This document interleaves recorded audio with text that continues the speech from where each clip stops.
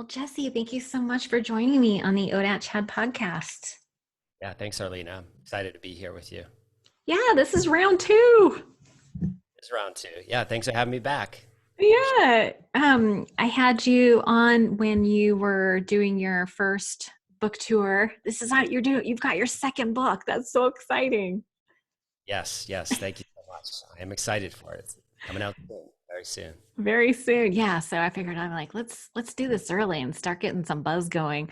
So, but your first book, I'll leave links to your first interview so people can kind of dig in and get your whole story. We'll kind of give them an overview on this episode if they have not heard it. But the first one was Smash Your Comfort Zone with Cold Showers.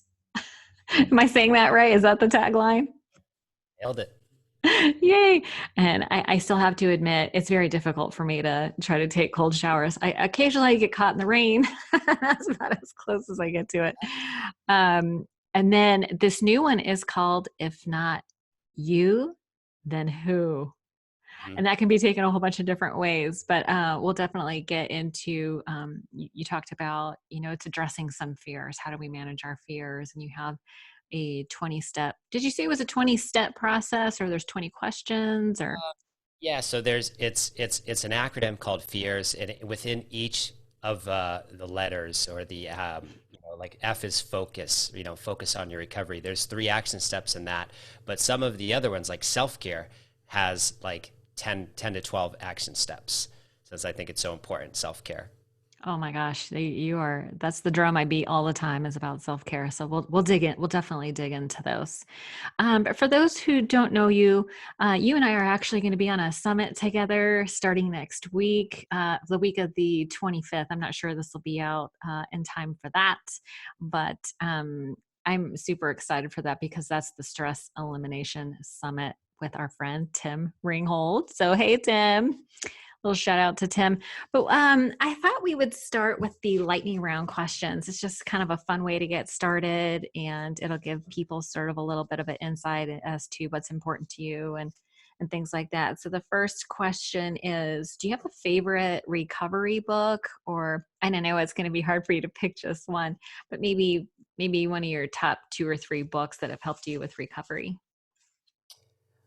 I would say the first book that helped me with recovery was Alcoholics Anonymous book because when I was 22 facing federal felonies and 7 years in federal prison, the court required me to go to these meetings. So I didn't have a choice. It was part of probation. And so when I went there, the book that they read was the Alcoholics Anonymous book. So I think that was the first book that, today in some ways, it's in some ways it can be outdated, but it was still at the time very helpful. It was very helpful to be amongst a group of people connecting, because connection, as we know, is very critical. The opposite of addiction is not sobriety, it's connection, as we hear Johann Hari say. And so having that connection and reading that book with a group of people was very helpful. And I think later on, I didn't read, there wasn't a lot of recovery books, 15 years ago that I knew of. So I was reading spiritual books, different types of books. And then I read a book called The Success Principles by Jack Canfield. And that one actually really helped my recovery. So The Success Principles was a really foundational book for me with a ton of ideas of personal development, but also just life skills, even like entrepreneurial skills. And just reading that years ago was really helpful. And then I came across, let's see, I mean, this happened later on when I started writing my own books, is reading Russell Brand's book, Recovery. Other than that, I've read a few of my friends' books who've written, who are in addiction recovery, who've written memoirs. Those have been really great. And What are yeah, what are some of those memoirs that stand out? okay, like Tim Ryan. Tim Ryan, if you don't know Tim Ryan, Oh he yeah, um, I had him on the podcast as well. yeah, I think it's called A Man in Recovery, actually. And Huh. the book is great. I read that on a plane. I was on a plane, like I think a few years ago. I read that book. Met Tim out in California at an event, and he's a great guy. And Yeah. so So Tim's book, there's a guy who wrote a book, The Sober Entrepreneur, because I was my business is called Entrepreneurs in Recovery. So I was Right. interested in anyone who was in recovery, who was an entrepreneur. So I read the Sober Entrepreneur book. Um, so let's see, other than that, for recovery books, I know there's some big memoirs out there, like Blackout, A Girl Walks Out of a Bar. It's a great one. Um, those are great self-help, well, not self-help, but memoirs, addiction recovery memoirs. Have you read My Fair Junkie by Amy Dresner? I haven't, but Oh God, you'll love that one. I haven't read it, but I like Amy. I follow her on Instagram, and I've never read that. So if you get the chance, get it on Audible and like because she reads it. And so I listened to it before I did my interview with her, and I felt like we had been hanging out all week by the time I interviewed her, and she was so much fun. Oh, I will. I'm going to do that. I'll get it on Audible. I'll listen to it at the gym. Yeah, So, super funny. You'll love it. Well, those are great. Okay, I'll leave links to all these books in the show notes so people don't have to try to write these down. Do you happen to have like a go to quote or mantra that you live by? um, I'm someone who's the older I get is I'm more into trusting my heart and intuition than ever. I was very rigid for a long time. Rigidity was like my way. It's kind of like my makeup is to, when I say rigid, I mean rigid is as in like, okay, I have this goal, I have to get it done no matter what. That masculine driven energy. And that really helped me be successful. I was finished my degrees and I was one of the most successful reps at my job. But there's a lot of rigidity. So today, to me, it's about trusting my heart and intuition. So, you know, a cliche one maybe is intuition will never lead you to harm. So trusting my intuition has only benefited my life, and that's been my experience. And when I don't listen to the inner voice, I don't listen to my body, I pay heavy prices for it. So um, anything that has to do with intuition, I'm sure there's some good ones in my book that I'm not remembering that. I know uh, it's kind of like I'm sure as soon as we're done, you're going to be like, oh, I thought of a great one. yeah, If you do, you can always email it to me and I'll put that in the show notes too. okay, If you great. get like a moment of inspiration. Yeah. What about, those of us in recovery typically have some sort of self care process, whether it's like a weekly meeting schedule or you pray and meditate every morning. Do you have something that you follow as like a regular routine? Yeah, absolutely. And I actually include this routine in my new book because I've learned from my mentors about morning routines. Hmm. And, there's some amazing books out there about specifically morning routines, like The Miracle Morning by Hal Hmm. Elrod. Highly recommend that book. And so knowing how and practicing that for the last 5 years, and having my own routine, I found recovery at 22. I started some sort of like prayer meditation routine. I wasn't extremely disciplined to it in the beginning, but now I never miss a day because when I miss a day in my morning routine, it throws off my whole day. It literally, my equilibrium of my being is thrown off if I don't do my morning routine. And if I somehow miss that morning routine because there's an early flight when we used to be flying all the time, I'll make sure I get it done on the plane, or I make sure I get it done.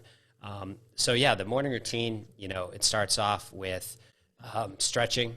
So I get up and I do 5 minutes of stretching, and then I will do drink some water, 6 to 8 ounces of water, and then I'll of course wash up, throw cold water on my face, and then I go into my meditation spot. So I have a dedicated spot for meditation or mindfulness.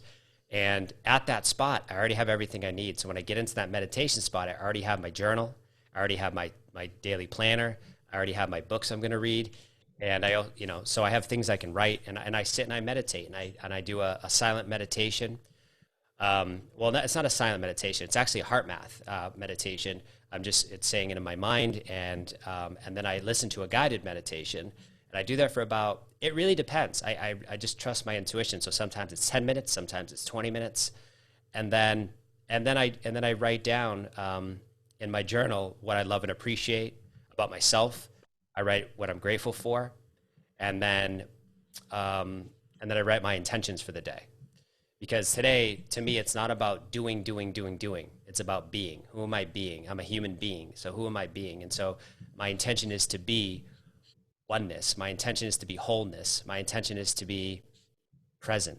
So I do that, um, and then I read. I read from a couple of my books, and then from there, it's pretty much I could go into some exercise, or I could go and take a cold shower. So it's usually the next step is depending on what I need to do for the day. So most of the time it's a cold shower, um, or it might even be bouncing on a rebounder. If anyone knows what that is, the mini trampoline. Mm. So yeah, that's the morning routine. It can take between 30 minutes and an hour. Sometimes it takes 2 hours if I get up early enough, but I never miss that routine. I couldn't agree more that that morning. I love the Hal Elrod is such a great guy. I it's so funny because I have his podcast on my, my phone app, and he refreshes regular. I also get his email, and sometimes I get too many podcasts on there, so I'll take his off, but then I get his email and I'm like, I need to listen to his podcast again. It's so good.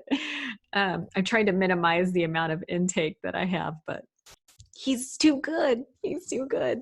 Love him. Quick question about the cold shower part. So is it just like the beginning of your shower is cold? Is it the end, or do you like wash your hair and your whole body in cold water the whole time? I do wash my hair. Yeah, I wash my hair Oh, first. sorry. No, it's totally fine. For those of you who are not watching the video, Jesse doesn't have any hair. That's right. I don't have any hair. But that's okay. That's What am okay. I saying? Because here's the thing is, I do take straight cold showers for the last 5 years. Um, it's just what I do. It doesn't mean that that's right for you and your body. But for me, a straight cold shower is what's helped to eliminate addictions like caffeine addiction. It's helped to overcome addictions such as pornography addiction. It was part of that recovery from that. And also, it's helped with my anxiety, which is the number one reason I take them, and then depression, and then also resilience and mindset. Okay. So I take the straight cold showers because all of those things happen when I take a cold shower. And that's obviously what I talked about in my first book, Smash Your Comfort Zone. Hmm. So, what I recommend though to people is to not start with a straight cold shower. As I would recommend taking your normal shower and at the end, start with 10 seconds cold because you can do that. Start with 10 seconds cold and then just work your way up gradually. Do a 30-day challenge or a 30-day trial period and then work your way gradually up to 30 seconds, 1 minute, 2 minutes, and then just keep it there. Cap it at 2 minutes. And if you ever wanted to try a straight cold shower, well, you'd want to have a habit stacking process before you jumped into the cold shower. You wouldn't want to just jump in and get your head wet and face wet. That's the worst thing you can do. You want to have a process. So before you jump in the shower, you might write out some gratitude, you might repeat a few affirmations, you might do a little bit of exercise, and then when you walk into the cold shower, you actually hit the back of your legs first. You might hit your back to get used to this cold, and then you slowly, gradually wash your body parts with the water, and then eventually you make your way to your face and your head. So you gradually work your way through a cold shower. I don't just jump in and get my head wet, and that's too much. That's too much of a cold shock. And there's nothing wrong with that because people cold plunge, right? So people jump in Right. Yeah. water every morning. It's fine to do that, but as you're getting started, learn some deep breathing. Probably one of the most critical things I almost left out. Deep breathing is a huge part of taking a cold shower. It's a huge part of life. If you Right. don't breathe, you don't exist. But having a deep breathing technique is critically important for people in mental health and addiction recovery. So, having a breathing technique. So just start with 10 seconds cold. That's super. I love that idea of the deep breathing. I mean, obviously, you know who Wim Hof is. I do his.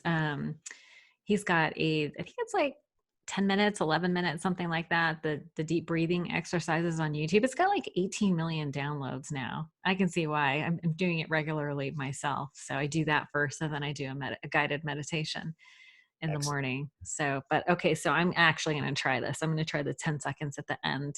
And I Okay. like the idea. That makes total sense to me. Starting with the back of the legs and then working your way up. So I'm going to try it. Very scary. Trust your body. Always go Yes. to the body's intelligence. It will tell you what it needs. So, Okay. I'm going to give it a shot. Oh, you know what I forgot to ask you in terms of some of the lightning round questions is when you first got sober, what is one of the things you wish you would have known in the beginning? um, what I wish I would have known is that there was other ways of thinking um, other than just like Alcoholics Anonymous or Narcotics Anonymous or Cocaine Anonymous. Like, I didn't realize that there was other ways of thinking about recovery as a holistic means of wellness. And I wish I knew that. It took me like probably 7 years or more to learn about that. That recovery can be very holistic and open and inclusive and contain many ways, many pathways to finding peace and finding recovery, however you want to define it. And so I wish I knew that earlier. So in other words, I wish there was more books available that was a compass or a guideline of someone who went through it and said, hey, here's what happened to me. And and that's what I really try to do in my book is to give that perspective. I talk about the 12-step experience. I talk about the holistic experience. I even talk about being an entrepreneur in recovery. And I wish that was available to me early on because I was already really driven because I was driven by fear of going to prison. And so I wish there was just more of that for me as a young person. So that would be my hope is more people speaking out and sharing their stories. Yeah, I love that holistic approach. I know that I love the 12 steps. But in the very beginning, I also started incorporating other things like A Course in Miracles was something that people in my immediate circle were doing. So we were doing study groups. I feel like I was kind of lucky. It's like in when I got sober in '94, like you, there wasn't a lot back then. There were like spiritual teachings, but there really wasn't that connection between recovery and breath work, recovery and a morning routine, recovery and somatic work, or all the other modalities of healing. And I love the idea of the 12 steps in conjunction with lots of other things, not to the exclusion. You know what I'm saying? Absolutely. I Yeah, think people get absolutely. a It's little, exactly. It's just inclusive because some people might come into a meeting and go, "This isn't for me," and that should be okay. yeah, They have different opinions, and yeah, so they should be able to find other pathways. And I'm finding a lot of people that is their experience. So I'm just looking forward to kind of a recovery revolution happening and yeah, more options coming. But no doubt, 12 steps are a big part of a foundation for me. And then I found about 60 other ways as well. And yes. that's what I'm saying is encompassing it all is beautiful, especially in early recovery. Yeah, good deal. We did before we started. We talked a little bit about Heart Math, the Heart Math organization. I know you have a certification, and you mentioned a term to me that I had not heard before: personal coherence. Do you mind sharing a little bit about Heart Math, the organization, and maybe a little about what personal coherence is and how it can help people in recovery? Yeah, absolutely. So, coherence, the idea of coherence is something where your heart and your brain are in harmony. So heart brain harmony. It's something that happens all the time. We just don't know what's happening. And so when that happens, we get into a personal state of coherence. And it's actually can be monitored. It's called heart rate variability. And so there's a way to actually monitor coherence. And you can actually see when someone's frustrated and angry, what's going on with their heart rate variability. It's very jagged and rigid. But when someone's in a state of appreciation or care or compassion, it's actually this perfect sine wave, this perfect wave of heart rate variability that's happening. And that is creating a personal state of coherence. And so on this conversation right now, we're experiencing a group coherence together as we're connecting with each other. And if we weren't connecting, if there was a rift, we wouldn't be experiencing as much coherence. But we are because we're aligned on many things and we're having a great conversation. But you can get into personal you can find personal coherence simply by walking in nature and being in nature or practicing deep breathing or meditation or mindfulness practices are ways to get into that state of heart brain harmony. And it only takes 60 seconds. So that's the beautiful part. You don't have to do a Wow. 20-minute, yogi position meditation to get there. It takes 1 minute. And here's a study that came out years ago. 5 minutes of genuine care and appreciation strengthens the immune system up to 6 hours. So 5 minutes of genuine appreciation and care strengthens the immune system up to 6 hours.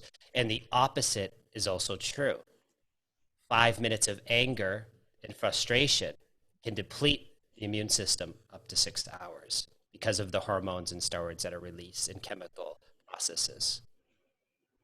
That's fascinating. I wonder what happens when you talk politics for 5 minutes and then do personal coherence for 5 minutes. Does that cancel it out? Well, yeah, because it's just like talking about recovery, I translate to recovery because people get so angry about recovery, right? If you challenge an AA person, or you Oh, challenge abstinence, and like it's the same in politics, it gets really heated, and yeah, you fall out of coherence very quickly, but you can get back in because it's okay to have different beliefs. That's our free will. hmm. So it's okay to have that. And because at the end of the day, we're all connected, whether people like it or not, we're all connected and we feel the pain of others. And um, yeah. I think another way to come back is to remember that we're more alike than different, right? Like we all bleed when we get cut. We all get sad when someone dies, someone that we love passes away, or we all have hopes and dreams for our children, and we are just so much more alike than we are different. Like most people are doing the best they can, right? With the best intentions. So I think we can always circle back to that. So what do you do? I know that you have a certification through them. What kind of work do you do using their techniques? So I'm what you call, I guess, a recovery facilitator. I Okay. facilitate conversations worth having with leaders in the addiction recovery and mental health space. So specifically, I work with like the state of Georgia and the Georgia Council on Substance Abuse, and I'll work with their leaders. So there's over 20 leaders there. There's over 34 what are called recovery community organizations, which are nonprofits that help people who are struggling with addiction and mental health for free. And so I will actually train those 34 leaders in the art of facilitation. And right now it's all online. So I'm actually helping to facilitate conversations worth having online by choreographing conversations that embody psychological safety. So we can actually get to achieving strategic initiatives. So we can get to really serving the people right now. So I'll bring in heart math techniques or coherence techniques into my facilitation trainings and into my events that I'm helping with these leaders. And so I also do with individuals at treatment centers, drug courts, mental health centers, companies, and I always bring in heart math techniques that I sneak inside before we go into the next activity. So I kind of just layer heart math coherence techniques. And we did one before this call. So we did the heart lock-in before this call started. Yeah, do you want to just describe that quickly? What we did? I thought it was super good. I was like, oh, phew, back to center. Yeah, it was only 3 minutes. So we took 3 minutes, and what we did first is we did heart focused breathing. So and what you could do when you do heart focused breathing is I did this when we were doing it is I put my hands on my heart. And you don't have to do that, but I actually put my hands on my heart because where our focus goes, our attention goes. So where our attention goes, our focus, right? That's where our energy flows to. So if we're focusing on our heart instead of our mind, we just live in our heads. We just live in our heads. So if we can focus on our heart and start to breathe deeply into the heart or chest area, just breathing a little slower and a little deeper with each inhale and exhale, we'll find an easy rhythm that's comfortable. And we do that for about a minute. So we'll just do that heart focused breathing for about a minute where we're just focusing on the heart, breathing deeper. You might breathe in for 6 and hold it for 6 and breathe out for 6 or 4, whatever is comfortable. And then the next thing we did is we found a heart quality, like care, appreciation, compassion, kindness, love, and we focused on it. So we made a sincere attempt to experience a heart feeling, a regenerative feeling of compassion or care. And we just focused on that. And that could be for someone in your life. It could be for a friend. It could be for a family member. It could be for a pet or an animal. It could be for a spot in nature. or it could be for a recent achievement or a moment of resilience. You just overcame something. You just focus on that appreciation for that. As you continue to breathe deep into the heart, you're just experiencing that heart quality, that heart feeling. And we do that for about 60 seconds. And then finally, we radiate that heart quality, that heart feeling to others. So the heart lock-in technique has that third component, which is radiating it, sending it out. It's sending like a beam of energy out of that appreciation to others. And others could be you, Arlena. It could be my family. It could be my community. It could be the recovery community. It could be the world. So that's when I'm radiating that feeling. We did a 3-minute one. You can do it for 20 minutes. You can do it for 10 minutes. So that's the heart lock-in technique. I love that. And you're able to do that in group settings when you facilitate? Yeah, and if I'm in a setting that has like a lot of high tension, if I'm in a 28-day treatment center and there's a lot of comorbidity, there's a lot of like bipolar, drug addiction going on, and it's very low energy, I won't do a heart lock-in. I might do just the heart breathing. So I might just do that technique just to get people centered and grounded before I even start. I'll sometimes do that. I'll come in, I'll say, hey, I'm Jesse, and we'll go right into the heart. I don't even introduce myself because I can feel that there's a lot of discord in the room. And so I'll bring that in first. And every single time, I at least get a reduction of at least 30, 40% of stress. And that's all I'm looking for. And then I begin, and we'll do it again before the end of the session. I always do this before an end of an event or a workshop, right before we set goals and action plans of what was the greatest gift of this experience. I'll always do like a heart lock-in or a quick coherence or a heart breathing before we set goals. And just because goals can be very masculine driven energy. So I just want to get centered back in the heart before we set goals from the mind. I love that. Before setting goals. Awesome. Do you want to just briefly talk a little bit about your recovery journey? You shared a little bit about, facing some, I think you said prison time at 22. Is that when you got sober when you were 22 and you were Yeah. facing some legal issues? How old were you when you started using drugs or alcohol? I mean, I started sampling at like 12, but there wasn't really, it really started at 18 is when I it started to awaken. Started to become, When all the hormones were kicking in? it became evident I was a little different than other people. How did you know that you were different? Well, so I barely graduated high school because I was late like 40 times senior year because I was full of depression and anxiety, and I didn't want to go to school. I didn't eat in the cafeteria once my senior year. I never went to the prom. I was just full I was plagued by anxiety and depression. And a lot of that was self-inflicted, but a lot of it was from addiction, behavioral addictions. And so when I went to college, I went to a small school. I grew up in a city in Massachusetts, and then I went to a smaller school in New Hampshire. And when I got there, we attract who we are. We don't attract what we want. We attract who we are, who we're being.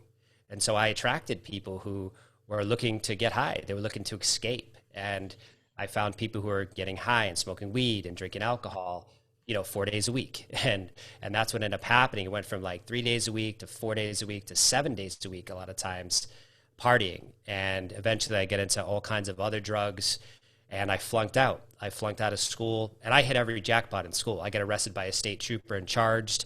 I got in trouble in a dorm. I had to take alcohol classes. I got caught for plagiarism. I hit all the jackpots in college, and it cost me $19,000, and I failed almost all my classes. So that happened. And then when I flunked out, about a year later, my father died. And so just to back it up, a lot of us have an original wound or trauma. And mine was my father at 4 left. And when he left at 4, he was in a car accident.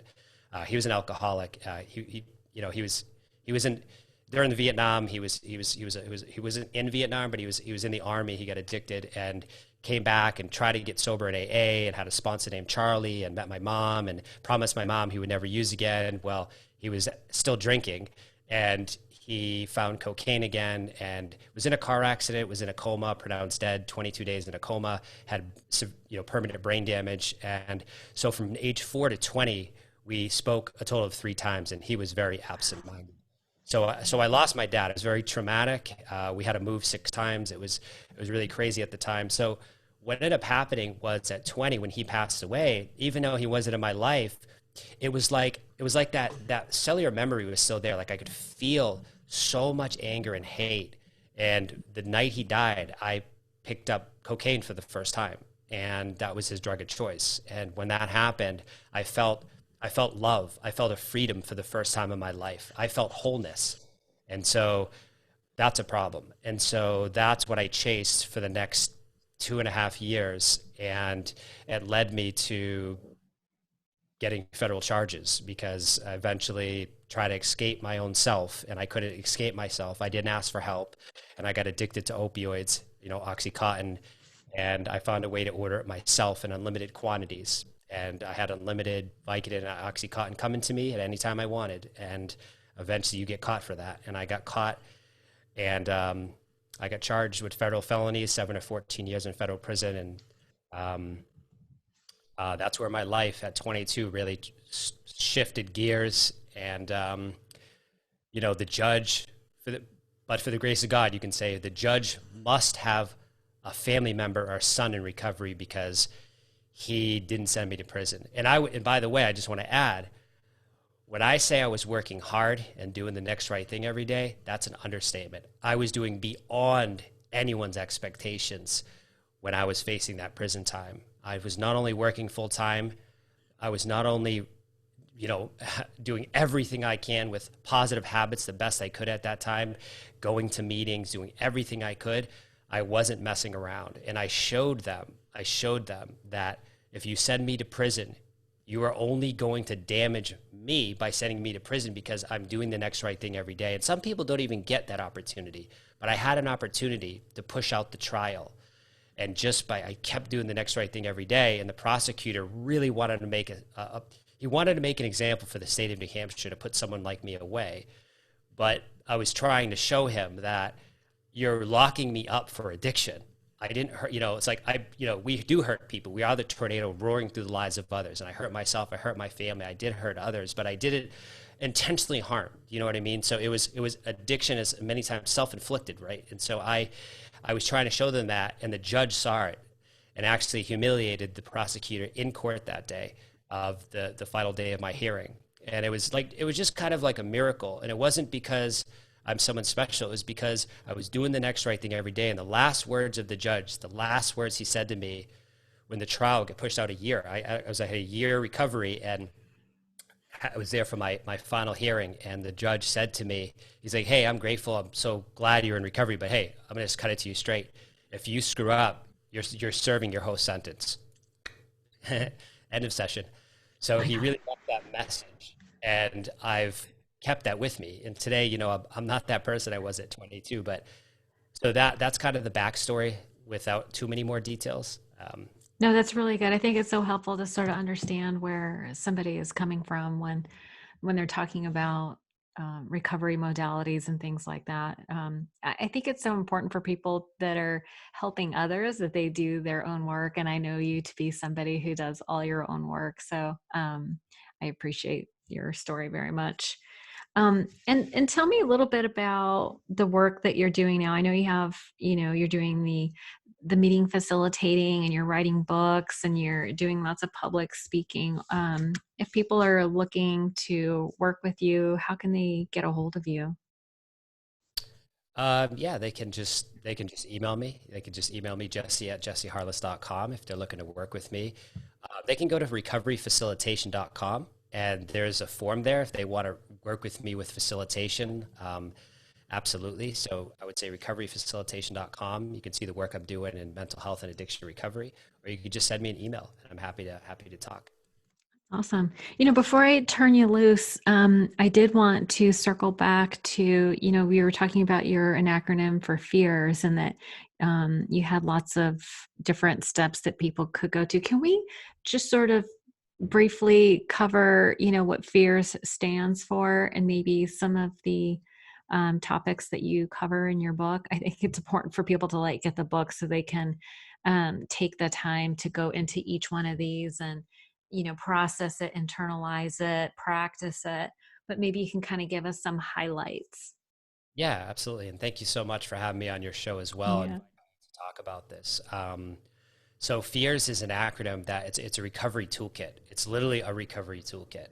It can be, but when I say recovery, it doesn't have to be drugs and alcohol. And I think you'll get that when you read my book. It can be from food. It can be from being unhappy. It can be from codependency. And Yeah. so FEARS stands for focus on your recovery, elevate your recovery, appreciate your recovery, resilience in recovery, self-care in recovery. So those are the 5 essentials that I found to be the foundations for me for my holistic recovery journey. And within those are action steps. So if we were just going to take focus on your recovery, what does that mean? I believe that if we don't focus on our recovery, we lose it. And I've seen it hundreds of times. And I'm sure you have too since 94 when you came into recovery. I've seen so many people lose recovery because they don't focus on it and make it a priority. And so focusing on your recovery could be just simply just writing it in your to-do list, especially in early recovery. Just be like, hey, what am I doing today for my recovery? Before you set any other tasks, I don't even care if you have a job. Write down that recovery task first. What am I going to do for my recovery today? And then from there, it's building a recovery team. So having 3 to 5 people you can call when shit's hitting the fan. We all need those 3 to 5 people when shit's hitting the fan. Not our moms, and it could be your mom. That's amazing if it is. But those people that are not affected by what you're going to say, they're going to call you out. You can be your authentic self with them. And the last part of focus on your recovery is purpose. What is your why? Even if you're 2 weeks just out of prison, you're just getting into recovery, you can have a why. You can say, my purpose is to do the next right thing every day. But having a why and a purpose behind your recovery, I think it's one of the critical, non-talked about essential steps to making it to long-term recovery. So that's just an example of what focus on your recovery is. And then each one has different action steps based on my life experiences and working with thousands of people in recovery. No, that is amazing. Self-care is probably one of my favorite things to talk about. And I'll just share that my self-care practice is kind of similar to yours. When I get up in the morning, I like to do the Wim Hof breathing exercise. And then right now I'm obsessed with Joe Dispenza's morning meditation. Dr. Joe Dispenza wrote that book, How to Break the Habit of Being Yourself, I think is the title. I love all the science. I'm a science girl, so I love those. I love spirituality, and I love how science and spirituality are kind of meeting together.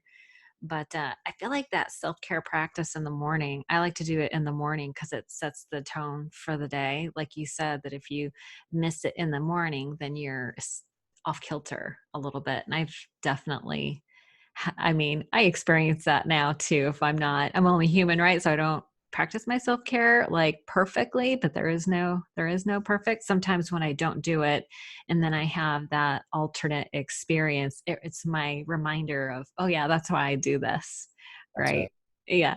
So yeah, self care in the morning is really important. What maybe 1 or 2 tips do you have in regards to self care? I mean, I think the biggest thing is keep it simple. You know, Keep it simple. my friend Ben Hardy says, complexity is the killer of motivation. Complexity is the killer of motivation. And I love that because we make it so complex. It's like, oh, I could work out. I could make a juice. I could, walk outside in nature. But, if we make it so complicated, if we just put on our shoes and just walked outside without thinking, we're already doing it. If we just get in our car and drive to the gym, we're already there. Yeah. If we just walk up and start putting apples in the juicer, it's made. So stop. And it's the same with the cold shower. We literally talk ourselves out of our own greatness. We talk ourselves out of our own greatness. So you can just say to yourself affirmations and get out of your head and just do it. Do it anyways. Feel the fear, do it anyway. So that's the thing. That's my advice is with self-care. Self-care is sacred. Self-care is not selfish. Self-care is everything. And we don't get good examples of self-care from our leaders. We don't get good self-care from our leaders and many people we look up to. They disregard that a lot of times. And it's just all about the bottom line and the dollars. And it's like that, what happens at the end of the day? a lot of problems happening at the end of the day with the mental health, with the physical health, with the emotional and spiritual body. And so I'd rather just focus on that first. I'd rather just put my self care first and then let those things come, because they do come as a result of taking care of yourself. You do make more money. You do have better recovery. You do create more relationships that are healthier, where you set boundaries and you protect your energy. So self care is sacred for sure. And that's why in my book, self care has way more action steps than any other chapter, because Oh, it's is that right? Yeah. double or triple the action That steps. is awesome. Yeah, you haven't published yet, so I don't have it, but I'm super excited to get it and have that as an additional resource for my community as well. Well, listen, this has been such a pleasure to talk to you. I love how you are so solution oriented. I love how much science that you have that backs up your theories, and in both your books, I'm sure there's plenty of resources and actionable, practical, simple steps, right? I love the idea of just keep it simple. I like to Yeah, say keep it simple, sweetie. that's fantastic. Yeah, because usually they say stupid and I don't like that. Get those words out. Yeah, get those words out of your mouth. It's awful. I don't Yeah, like. yeah, yeah. Listen, Jesse, thank you so much. I'm very much looking forward to your book, and I will share that with my community as soon as it's out. But I just want to thank you for all the work that you're doing. I know you're touching lots of lives and helping to end that suffering with the work that you're doing. So thank you very much, and I'll look forward to speaking with you on the Stress Elimination Summit. Yes, we'll see you next week. And again, Bye. thank you so much, Arlena. I appreciate you for bringing me on today. Of course, anytime. Thank you so much. You have a great day. You too. Thank you.